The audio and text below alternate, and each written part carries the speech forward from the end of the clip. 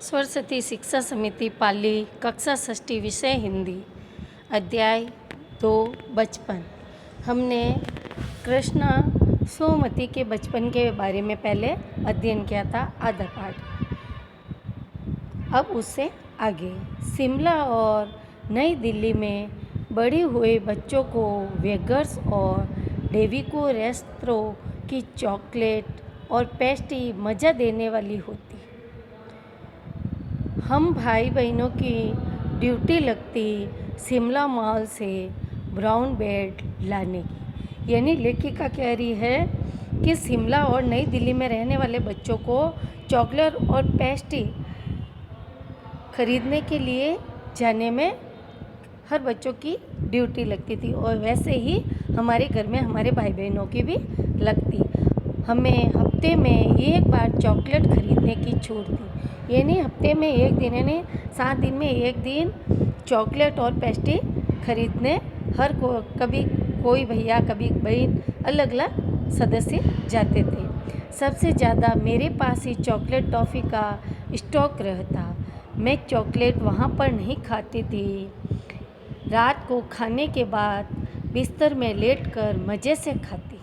यानी लेखिका कह रही है कि जब वहाँ चॉकलेट खरीदने जाते तो सब तो वहीं खड़े खड़े ही चॉकलेट खा लेते थे, परंतु मैं वहाँ खड़े खड़े चॉकलेट खाना मुझे पसंद नहीं था। मैं वहाँ नहीं खाती थी और चॉकलेट कहाँ लेके आती थी? घर पे।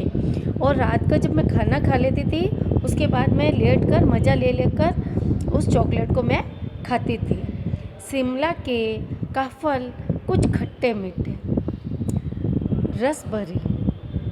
पहले कह रही हैं शिमला में जो खट्टे मीठे फल थे, फल के बारे में बता रहे हैं। काफल वो कैसा था? खट्टा मीठा। रस भरी, दूसरा है रस भरी। फिर है कसमल, सोच कर ही मुंह में पानी आ जाता है। यानी गुलाबी रंग के तो ऐसे रस भरे हुए होते थे, उनको खाते ही उनके यानी उसके बारे में सोचते तो भी मुंह में पानी आने लग जाता। चेस्टनट जो कि आग पर भुने जाते और फिर छिलके उतार कर खाते थे। पहले क्या करते थे? जो चेस्टनट जो उसको क्या करते थे? चूल्हे में भूनते थे राख के अंदर और उसको फिर बाहर निकालते, उसको चौल के खाते थे। बड़े टेस्टी लगते थे। अनारदाने का चूरण, और अनारदाने के चूरण का भी उन्हें शौक था। वह चना जोर गरम की पूड़ियाँ जो पुराने कागज़ को तिरछी लपेटती हुई बनाते हैं। यानी उन्हें चना जोर गरम भी खाना पसंद था। अभी भी ये चना जोर गरम मिलता है, उसकी पूड़ियाँ हमने कागज़ की देखी है। कैसे बनती है? जैसे अपन कुप्पी बनाते हैं मेहंदी वाली, वैसी बनती है। तो इसके अंदर उस पूड़िया में चना जोर गरम डालकर देते थे।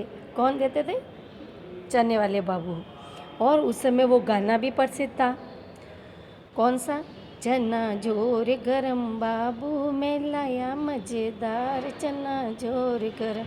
और ये गाना सुनते ही बच्चे भाग कर आते और चने की पूड़ियाँ लेके जाते हैं। कोई तेज़ मसाला वाली, कोई हल्का मसाला, जैसे अच्छी लगती ऐसे बच्चे अपनी अपनी पसंद की पपड़ी डलाकर ऐसे चना जोर गरम की पूड़ियाँ लेके जाते थे। आगे हमने शिमला रिज पर बहुत मज़े किए। घोड़े की सवारी की है। शिमला के हर बच्चे को कभी न कभी ये मौका मिल ही जाता है। यानी शिमला में रहने वाले बच्चों को घुड़सवारी करने का कभी न कभी मौका मिल जाता है, क्योंकि वहाँ घोड़े अधिक थे इसलिए। पर वह क्या कह रही है लेखिका? ननिहाल के घोड़ों को हष्ट-पुष्ट और खूबसूरत थी। यानी ननिहाल जहाँ नाना नानी रहते हैं उसको कहते हैं ननिहाल पक्ष। तो वहाँ पर लेखिका कह रही है वहाँ के घोड़े और बहुत खूबसूरत थे, हष्ट पुष्ट थे। शाम को रंग बिरंगे गुब्बारे, सामने झाकू का पहाड़ व चर्च की घंटियाँ बजती तो दूर दूर तक उसकी गूंज फैल जाती। और फिर शाम के नज़ारे के बारे में कह रही है कि रंग बिरंगे गुब्बारे उड़ते रहते थे और पहाड़ियाँ ऐसी सुंदर लगती थी। झाकू का पहाड़ ये बहुत सुंदर लगता था। चर्च में शाम के समय जो घंटियाँ बजती थी उनकी आवाज़ गूंजती रहती थी। शाम के समय जो सूर्यास्त होता था वह भी बहुत सुहावना दिखता था। सर्वर स्केडल पॉइंट के ठीक सामने उस दुकान के शोरूम में शिमला कालका ट्रेन का मॉडल बना हुआ था। यानी शिमला कालका ट्रेन का मॉडल कहाँ बना हुआ था? सर्वर स्केटर पॉइंट वहाँ पर। तो उसकी पटरियाँ, उस पर खड़ी छोटे छोटे डिब्बों वाली ट्रेन, यानी जो मॉडल है उसकी पटरियाँ छोटी छोटी बनी हुई है, उस पर छोटे छोटे डिब्बे हैं, वो ट्रेन खड़ी है। पिछली सर्दी में तेज़ रफ्तार वाली गाड़ी वही थी। यानी लेखिका कह रही है सबसे तेज़ चलने वाली ये रेलगाड़ी थी, ट्रेन थी। कभी कभी हवाई जहाज भी दिखने लगती। बच्चे कहते कि भारी भरकर पक्षी उड़ा जा रहा है पंख फैलाकर इतनी तेज़ गति से कि कब गायब हो गया। यानी उस समय हवाई जहाज कभी कभार उड़ते थे, तो बच्चे जब भी हवाई जहाज को देखते थे तो क्या कहते थे कि कोई भारी भरकर यानी मोटा पक्षी उड़ रहा है, कैसे अपने पंख फैलाकर, और कैसे उड़ रहा है, इतना मोटा है फिर भी तेज़ गति से उड़ रहा है, कोई भी उसे पकड़ नहीं पाएगा। गाड़ी के मॉडल वाली दुकान के साथ एक और ऐसी दुकान थी जो मुझे कभी नहीं भूलती। यानी मॉडल दुकान थी वो ट्रेन की, उसके ठीक सामने कौन सी दुकान थी? ऐसी दुकान जहाँ से लेखिका ने अपना चश्मा खरीदा। ये वह दुकान है जहाँ मेरा पहला चश्मा बना। वहाँ आँखों के डॉक्टर अंग्रेज़ थे। यानी जहाँ से लेखिका ने सबसे पहले चश्मा बनवाया, या सबसे पहले जब लेखिका ने अपनी आंखें चेक कराई और चश्मा लगा, उस समय डॉक्टर कौन था? अंग्रेज़ थे। छोटे बड़े मेरे चेहरे की ओर देखते और कहते, आँखों में कुछ तकलीफ़ है? इस उम्र में ऐनक दूध पिया करो। मैं डॉक्टर साहब को कहा दोहरा देती, कुछ देर पहनूंगी तो ऐनक उतर जाएगा। तो लेखिका क्या करती थी, इतने कम उम्र में उसके चश्मा लग गया, तो सब उसको देखते और बार बार कहते कि भाई तुम दूध कम पीती हो इसलिए तुम्हारे चश्मा लगता है, तू हरी सब्जियां नहीं खाती इसलिए चश्मा लगता है ना। पर लेखिका कह रही है और कारण था मेरे चश्मा लगने का। देखो आजकल तो छोटे छोटे बच्चों के भी चश्मा लग जाता है, बड़ी बात नहीं है, पर उस समय छोटे बच्चों के चश्मा लगना बहुत बड़ी बात थी। परंतु जब आप दिन की रोशनी को छोड़कर रात में टेबल लैंप के सामने काम करेगी तो यही होगा।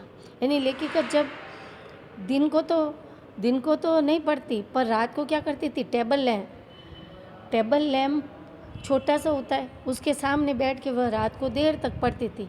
तो देर से पढ़ते रहने से उसकी आंखें क्या हो गई थी, कमज़ोर हो गई थी। मेरे चचेरे भाई ने मुझे छेड़ा, देखो आँख पर चश्मा लगाया ताकि सूझे दूर की यह नई लड़की को मालूम सूरत बनी लंगूर की। लेखिका कहती है कि मेरे चचेरा भाई मुझे बार बार छेड़कर मुझे क्या कहता था कि तेरे आँखों पे जो चश्मा लगा हुआ है ऐसे लग रहा है, तुझे तो लग रहा है तुझे दूर के दिख रहे हैं, पर तेरी सूरत कैसे दिख रही है, लंगूर के समान दिख रही है। यानी उससे मजाक कर रहा है उसका भाई। मैं खिंची पर शेर बुरा ना था, यानी उसकी बात कही हुई बुरी नहीं थी, वो सही कह रहा था। जब वह चाय पीकर चले गए तो मुझे अपने आप को आईने में देखा, कभी चश्मा उतार कर वह पहन कर, और देखती रही। यानी लेखिका कह रही है उसके जाने के बाद में मैंने चश्मा लगा कर और उतार कर भी देखा कि मैं कैसी लग रही हूँ। मैं चश्मा लगाए हुए भी अच्छी लग रही हूँ या मैं चश्मा हटाए हुए भी अच्छी लग रही हूँ। देखो कोई ज़रूरी नहीं है, जहाँ अपन चश्मा लगाते हैं अगर हमारे मन को संतुष्टि है, हमें नहीं दिख रहा है, तो चश्मा लगाना भी बुरा नहीं है।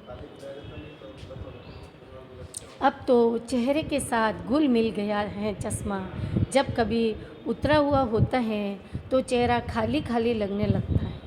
इन दिनों शिमला में मैं सिर पर टोपी लगाना पसंद करती हूँ। यानी लेखिका कह रही है कि अब तो मैं चश्मा लगाती हूँ तो मेरी वो आदत हो गई है, चश्मा नहीं लगाती हूँ तो मुझे ऐसा लगता है जैसा मेरा चेहरा खाली खाली हो गया। देखो अगर हम हमेशा कुछ न कुछ पहनते हैं शरीर पर, तो अगर वो चीज़ नहीं पहनी हुई होती तो हमें अटपटा सा लगता है, तो उसकी हमें क्या हो जाती है, आदत। तो लेखिका भी हमेशा चश्मा पहनती थी, उसकी आदत हो गई थी, उसको वह अटपटा लगता था।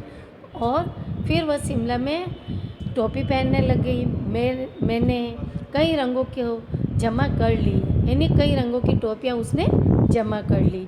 कहाँ दुपट्टे का ओढ़ना और कहाँ सहज सहल सुबीते वाली हिमाचली टोपी। तो लेखिका ने अब दुपट्टा लगाना बंद कर दिया है और क्या लगाने लग गई है, टोपी लगाने लगी है। कक्षा कार्य प्रश्न, पाठ से पता करके लिखो कि लेखिका को चश्मा क्यों लगाना पड़ा। चश्मा लगाने पर उनके चचेरे भाई उन्हें क्या कहकर चिढ़ाते थे। देखो मैंने बताया है कि उसके चश्मा क्यों लगा, क्योंकि रात के समय, रात के अंधेरे में वह टेबल लैंप के पास बैठकर पढ़ती थी, इसलिए उसके चश्मा लगा। और उसके चचेरा भाई वो पूरी बात कहता है कि चश्मा लगाकर ऐसे लग रही है, तुम बहुत सुंदर लग रही हो, पर कैसी लग रही हो, लंगूर के समान। गृह कार्य प्रश्न, तो मैं बताऊंगी कि हमारे समय और तुम्हारे समय में कितनी दूरियां हो चुकी हैं। इस बात के लिए लेखिका क्या क्या उदाहरण देती। देखो वो चॉकलेट वाला, ग्रामाफोन वाला, ये सारे उदाहरण आपको लिखने हैं। लेखिका अपने बचपन में कौन कौन सी चीज़ें मज़ा ले लेकर खाती थी, उनमें से प्रमुख फलों के नाम लिखो। मैंने बताए थे आपको प्रमुख फल कौन कौन से हैं। फिर है शिमला कालका ट्रेन का मॉडल कहाँ बनता था, उस दुकान के बारे में भी बताया मैंने। लेखिका वह बच्चे हवाई जहाज़ के बारे में क्या कहते थे, उस हवाई जहाज़ को क्या कहते थे, उसके बारे में लिखना है। धन्यवाद।